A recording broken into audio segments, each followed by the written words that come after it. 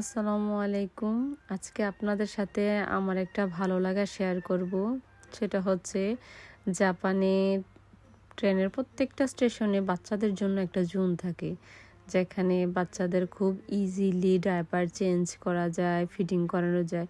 এটা একটা মায়ের জন্য খুব বেশি গুরুত্বপূর্ণ, কেননা আমরা মায়েরা বাসা থেকে বের হইলে বাচ্চাদের এই ব্যাপারগুলো নিয়ে খুব একটু টেনশনে থাকি।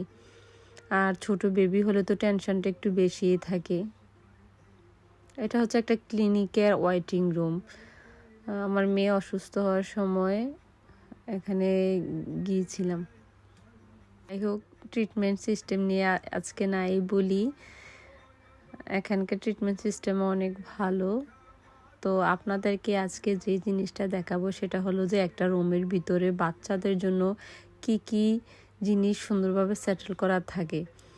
এখানে একা জার্নি করাটাও তেমন টাফ না, যে কোনো মানুষই একা জার্নি করতে পারবে। সব কিছু সিস্টেম এত বেশি আধুনিক আর এত বেশি ইজি, মানে খুব বেশি কষ্টের না।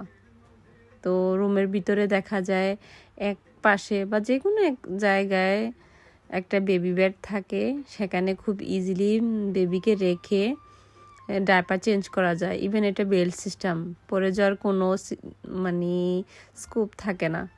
আর যে কোনো এক সাইডে দেখা যাবে একটা চেয়ার কিংবা একটা সোফা থাকে, খুব ইজিলি বাচ্চাদের বসিয়ে বাচ্চাদেরকে ফিডিং করাতে পারবে। আর সবশেষে হাত ক্লিন করার জন্য একটা বেসিন থাকে, হ্যান্ড ওয়াশ তো থাকেই। জাপানে প্রত্যেকটা জায়গাতেই হ্যান্ড ওয়াশ, ইভেন বেসিনটা থাকেই। ধন্যবাদ সবাই, ভালো থাকবেন। আর জাপানে এখন গোলাপের মৌসুম, চারিদিকে শুধু গোলাপ আর গোলাপ। আমার পেজে যারা আছেন তারা অবশ্যই দেখেন।